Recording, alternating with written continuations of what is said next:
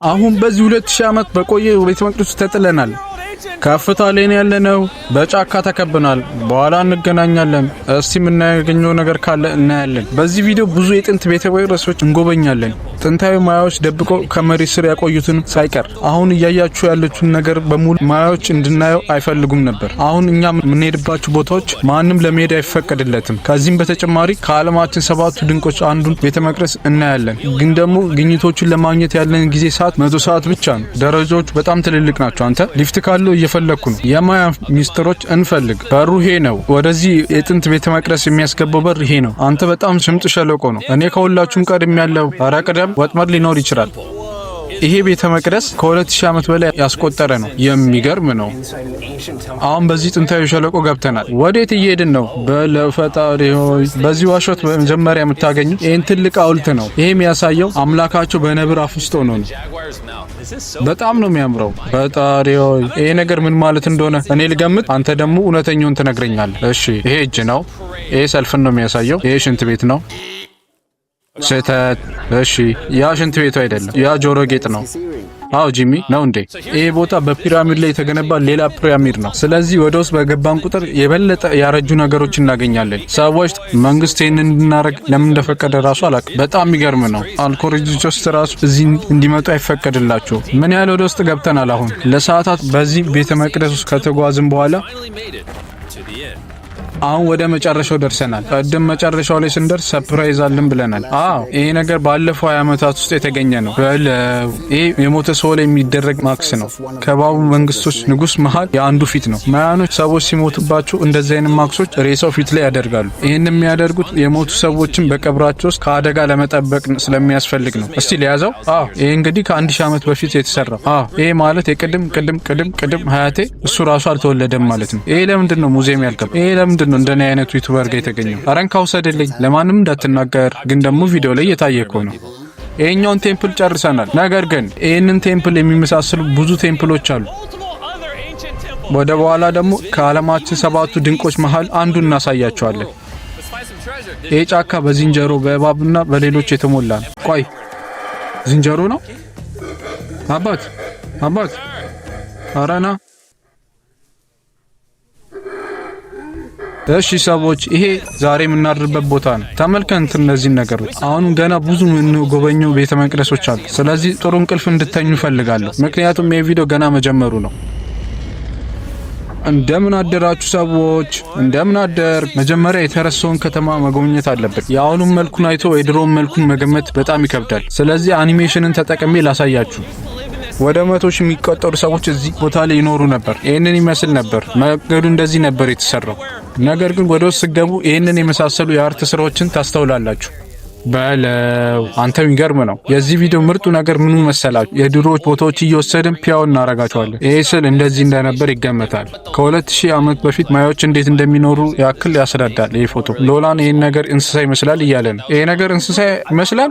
አዋ ይሄ ውስጥ ያ አይን ይመስላል፣ ያ እግር ይመስላል። እኔ ደግሞ በሳል ሰው መስላኝ ነበር። ሎላን እንደዚህ ብዬ ከሰደብኩ በኋላ ታሪክን በሸረሪት ተበቅሎታል። አቁም። ታሪክ አብሮ የሚቀጥል አይመስለኝም። ጓደኞች የሚዝናኑት በተለየ መልኩ ነው። ማያዎች የሚዝናኑበት ደግሞ በፍጹም የተለየ ነው። አሁን ደግሞ የቆምነው ከ2000 ዓመት በፊት ኳስ ይጫወቱበት በነበረ ሜዳ ነው። ለመጀመሪያ ጊዜ ኳስን ተጠቅመው በህብረት የተጫወቱት እነሱ ናቸው እስከምናውቀው ድረስ። እና ደግሞ የተሸነፈው ቡድን አንገቱ ይቆረጣል። አዎ ማያኖች በጣም የሚገርሙ ናቸው። ይሄ በጣም ትልቅ ነው። አዎ በጣም የሚያምር ነው። ለምንድነው አሁን ላይ እንደዚህ አይነት ቤተ መቅደስ ማንሰራው? ከ2000 ዓመት በፊት ንጉስና ንግስቱ የሚኖሩት እዚህ ቤተ መቅደስ ውስጥ ነበር።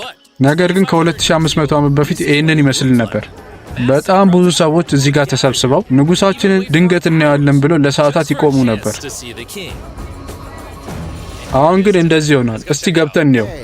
ከ2000 ዓመት በፊት ንጉሱ እዚህ ጋር ነበር የሚቆመው እና ደግሞ ስፖርቱን ከዚህ ጋር ነበር የሚከታተለው። ደስ ይላል። ፈጣሪ ሆይ መንገዱ በጣም ነው የሚወሳሰበው። አዎ ንጉስን ለማወቅ ከፈለግ መንገዱን ማወሳሰብ አለብህ። ኢኔስቶ እውነቱን ንገረኝ፣ ከኛ በፊት ይህንን ድንጋይ አንድ ሰው ገፍቶት ያውቃል? ምናልባት ወርቅ ይኖረው ይሆናል። አይ ይሄኛውስ? አሁን ከ2600 ዓመት በፊት ምንም አይነት የተቀመጠ ሀብት የለም ማለት ነው? ምናልባት ሊኖር ይችላል፣ ግን የተደበቀ ነው። ይሄን ሀብት ምናልባት እናገኛለን በሚል ወደ ጫካው ወርደናል። ምናልባት ሀብት ሊኖር ይችላል። ጂሚ ስለ ሌሊት ወፎቹ ምንም አላላልን ነበር። ፈጣሪ ሆይ ብዙ የሌሊት ወፎች አሉ። ከጭንቅላታችን ጀርባ ራሱ በረረ። ድሮ የጉድጓድ የጭራቅ አፍ ነው ብሎ ያስቡ ነበር። አረ የሌሊት ወፍ አውሎ ንፋስ በላያችን ላይ እየተፈጠረ ነው። እዚህ ውስጥ ሀብት ሳይሆን ያለው የሌሊት ወፍ የተከማቸ ሀብት ነው። ብንወጣ ይሻለናል። አሁን ስለጨለመ መብራታችን እናብራና ወደ ቤተ መቅደሱ እንሂድ። ቤተ መቅደሱ ሳንደርስ መብራታችን የሚጠፋ ከሆነ በጣም ነው ይደብረው። ቤተ መቅደስ በዚህኛው መብራት ብቻ ስትሄድ የበለጠ ደስ ይላል። ልክ ፊልም ላይ ያለን ይመስላል። ግን እንዳሰብነው በጥሩ ሁኔታ እየሄደ አይደለም። አይ ከዚህ በኋላ ባንሄድ ይሻላል። ምንድነው እሱ? ፈጣሪ ሆይ ምንድነው እሱ? እዛ ዛፍ ላይ የሆነ ዝንጀሮ አለ። ጦጣ ነው ወይስ ነብር ነው? በደንብ ለመተኛት ሞክሩ፣ ምክንያቱም ነገ ጠዋት ለእናንተ ሰርፕራይዝ አለኝ። እዚህ ብቻ ቤተ መቅደስ ያለ ነው አይመስላችሁ? አዎ እንደዛ ነው የመሰለው። እባካችሁን ሄሊኮፕተሩን ላኩት፣ ምክንያቱም የበለጠ ለመመርመር ወደ ላይ መነሳት ይኖርብናል። ልክ እንደ ውሻ ነው ይሄንን ደረጃ እየወጣሁት ያለው። ደርሰናል። አሁን ይሄው ሄሊኮፕተራችን። እሺ መሄድ ይኖርብናል። ሌሎች ቤተ መቅደሶችን እንጎብኝ። አሁን ደግሞ በሰው ልጆች በተሰሩት ድንቅ ቤተ መቅደስ እንጎብኝ። አሁን ደግሞ እዚህ ስላረፍን ይሄን ቦታ ልንጎበኝ ነው። ማያኖች ይሄንን ቦታ የምድር በታች ቤተ መንግስት መግቢያ ብለው ሰይመውታል። ድሮ ላይ ጥርስ የሚመስሉ ነገሮች ነበሩት። ምን ተፈጠረ? ካሊያው ላይ ወደቀ። እውነት ይመስላል።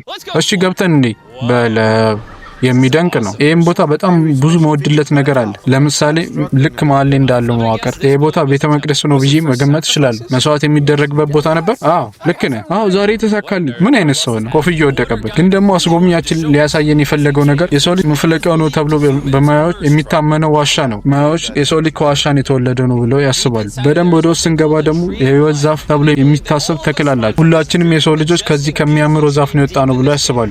በጣም የተቀደሰ ቦታ ስለሆነ መናፍስቱን ወደዚህ ቦታ ለመግባት ተዘጋጅተን መጠየቅ አለብን። ቁማርተኛ ሰው ቢሆን ኖሮ ኖናል እዚህ ውስጥ እንዲገባ ለመናፍስቱ አይፈቅዱለትም ብዬ መድብ ነበር። የሚገርም ነው። የተቀደሰ ቦታ ነው። የሆነ ራሳቸውን የሚያወሩበት ቋንቋ አላቸው። ምን እያደረገ ነው? የዋሻውን መግቢያ እያጠራ ነው። ሰውየው አማልክቱ እንዲፈቅዱለት እያደረገ ነው። እስቲ ኖላልን ያስገባ ይሆን? እንደሚቀበሉኝ ተስፋ አደርጋለሁ።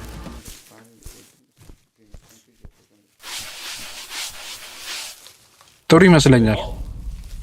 ምን እያደረገ ነው? ጥሩ ነው። መግባት ይችላል። እሺ መናፍስቶቹ አልከለከሉትም። ፈጣሪ ይመስገን። አሁን አማልክቱ እየተከተሉ ነው ተብሎ ይታመናል። ስለዚህ ያንን ዛፍ ፍለጋ ወደ ውስጥ እየገባን ነው። ወደ ውስጥ በገባን ቁጥር እንደዛው ሙቀቱ እየጨመረ ነው የሚሄደው። እኔ ብቻ ነኝ ወይስ ሁሉም ሰው እየሞቀ ነው? ሙቀቱ እየጨመረ ይሄድና ለመተንፈስም እየከበደ ይሄዳል። አዎ ለመተንፈስ ይከብዳል በጣም። እየታየችው እንደሆነ አላቅም። በጣም እያላበኝ ነው። የዋሻው መንገድ በጣም የሚያልቅ አይደለም፣ ግን ቢያንስ እዚህ የሌሊት ወፍ የለም። አሁን የምታዩት ነገር ሁሉ ማያዎች እንድታዩት አይፈልጉም ነበር። እንደውም መንገዱን ሁሉ ሊዘጉት ነበር። አስቡት እንግዲህ የዛሬ 2000 ዓመት ይህንን የመሰለ ዋሻ እያያችሁ ብታልፉ። እኔ ብቻ ነኝ ግን ይህን የህይወት ዛፍ የሚለውን ነገር እኛ እንደምናውቀው ዛፍ የመሰለኝ? አዎ ይሄ ነው የተቀደሰው ሴባ፣ ሰማዩን ተሸካሚ። እነኚህ ማሰሮች በማየት የተሰሩ ናቸው። ረጃጅሞቹን እጣን ያደረጉበትና ፈጣሪዎቻቸውን ይጣሩበታል። በጣም የሚገርም ነው። አንተ ከ2000 ዓመት በፊት የማያ ነዋሪ ብትሆን የሰው ልጅ ከዚህ ነው የተፈጠረው ብሎ ታምን ነበር። ለምን የተቀደሰ ቦታ ነው ብሎ እንዳመኑ አሁን ገብቶኛል። ግን ደግሞ አሁን ዋሻው አደገኛ ወደሚሆንበት ሰዓት ደርሷል። ምክንያቱም አሁን የምንሄድበት ቦታ ለመተንፈስ በጣም ያስቸግረናል። ለምንድን ነው ሁሌ ግን የሚገለኝን ነገር ቪዲዮ ላይ የምሰራው?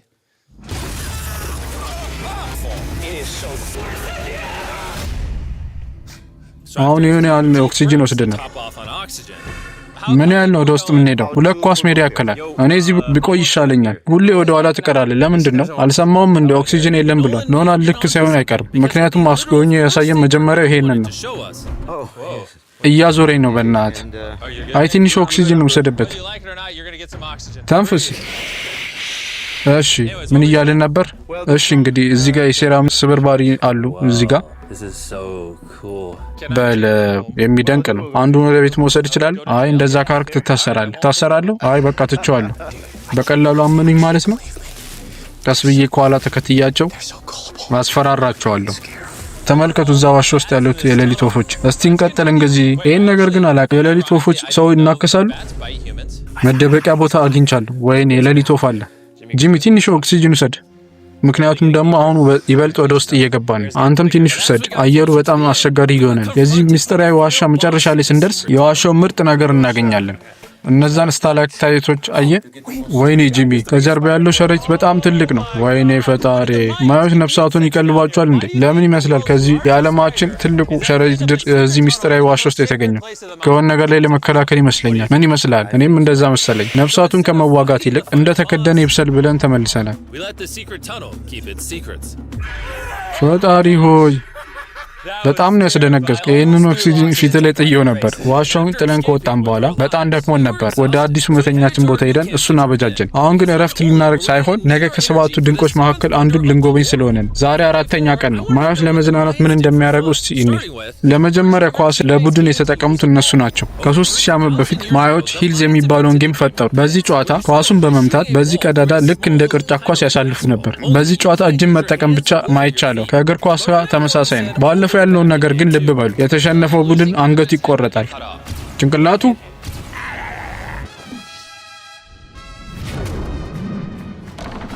በጣም ከባድ ነው። አያቅተንም ብዬ አስባለሁ። እጃችንን መጠቀም ቢኖርብንም እስካሁን ግን አንድ ጎል አላስገባንም። ካሜራ ማሩን ራሱ እንዲያግዘን ጠርተነው ነበር። ከዛም በኋላ ራሱ ማስቆጠር አልቻለም። ዝም ብለን ደጋግመን እየሳትን ነው። እስቲ ምናልባት ተስፋ ብንቆርጥ ይሻላል። ግን ደግሞ በጥንቱ ዘመን መሸነፍ ማለት አንገት መቆረጥ ነው። ኖላን ብትቆም ይሻላል። ብዙ ጊዜ ከሳትን በኋላ በመጨረሻም አስቆጥረናል።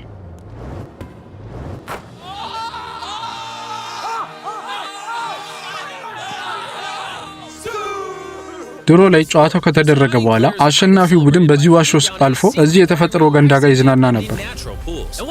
ኖላን አንገቱ ባይቆረጥም ተሸንፎ ስለነበር እንገፋዋለን። ውሃው ቀዝቃዛ ነው። አረ በጣም የሚያዝናና ነው። ያምር ዝለል በለው። ውሃው በጣም ደስ ይላል። የተመቸ ግን አልመሰለኝም። በጣም ቀዝቃዛ ነው። እዚህ መዋኘት የሚያዝናና ቢሆንም ሰባቱ ከዓለማችን ድንቆች መሃል አንዱን ለመጎብኘት ግን አይበቃንም። መጀመሪያ ግን ማዮች እስቲ እንዴት እንዲበሉ እንደነበር እናያለን። እዚህ ጋር በሙሉ የምታዩት ነገር ሁሉ ከ1000 ዓመት በፊት ማዮች የሚበሉት ነገር ነው። ምናልባት ሰምታችሁ ሊሆን ይችላል። ማዮች የሚያመልኩት የበቆሎን ጌታ ነው። ምናልባት ለዛ ነው ይህን ቶርቲላ የሚለውን ነገር ከበቆሎ የሚሰሩት። ለመጨረሻው ምሽታችን ቺርስ! መልካም ማዕድ ይሁንላችሁ። ወደ መኝታ ከመሄድ በፊት ይህን ቻናል ሰብስክራይብ ካረጉት ከ10ሩ መሃል ውስጥ አንዱን መርጬ $500,000 ሰጣቸዋለሁ። ልደቴ እየመጣ ስለሆነ ከዛ ውስጥ አንዱን መርጬ $500 ሰጠዋለሁ። እሺ ሰዎች፣ ነገ እዛው ድንቁ ቦታ እንገናኝ። እሺ ደግሞ አሁን ስጠብቁ ከነበሩት ከሰባቱ ድንቁ መሃል አንዱን ቦታ እንጎበኛለን። የኮኮልካን ቤተ መቅደስ። ኮኮልካን ይሄ የሚገርም ነው። የምር እዚህ መሆናችንን አላመንኩም። ከሰባቱ ድንቆች አንዱ የሆነው ትልቀቱ ነው፣ ግን ደግሞ ሌላው በሚያወጣው ድምጽ ነው። ማዮች በሚለይ መልኩ ነው የሰሩት። ለምሳሌ ፊቱ ብታጨበጭቡ የሚወጣው ድምጽ በጣም ይቀጥናል። እሺ እንግዲህ አሁን የመጣንበትን ዋና ዓላማ እንንገራችሁ። እዚህ ቤት ጫፍ ላይ ለአካባቢው በጣም የተቀደሰ ማንም የሚያገባበት ቤት አለ። ይህም ደግሞ ማዮች በሚስጥር ምን አስቀምጦ ይሆናል ብለን የሚል ጥያቄ ያስነሳል። ለአካባቢው ሰውና ለባሉ ካለን ክብር የተነሳ እኛም ላይ ወተን አንገባም። በዚህ ትንሽዬ ድሮን ውስጡ ምን እንዳለ እናያለን። ትስማማለህ? ምንም ችግር የለውም በለው። በጣም ሞገስ ያለው ነው። ውስጥ ያለውን ለማየት በጣም ጓጉቻለሁ። እስቲ ውስጡ ምን እንዳለ እንይ። አርተር ቤቱ ባዶ ነው። እሺ እንግዲህ ከ500 ዓመት በፊት ስፔኖች መጥተው ውስጥ ያለውን ነገር ጠራርገው ሰርቀዋል። ግን ደግሞ ሁሉም ነገር ከመሰረቁ በፊት ውስጡ ነበር ተብሎ የሚታሰበው ይሄንን ይመስል ነበር። በጣም የተዋበና ያሸበረቀ ነበር። ምንም አይነት ወርቅ ባናገኝም ይሄን ቦታ በመጎብኘታችን ግን በጣም ደስተኞች ነን። እናንተም አብራችሁን ቆይታችሁ ይሄንን ስለተከታተላችሁ እያመሰገንን ዝግጅታችንን በዚህ አብቅተናል። የዛሬ ቪዲዮ ይሄንን ይመስል ነበር። ቀጣይ በሌላ ቪዲዮ እስከምንገናኝ ላይክ እና ሰብስክራይብ እንዳይረሳ። አልፋ ዶክመንተሪ ይመቻችሁ።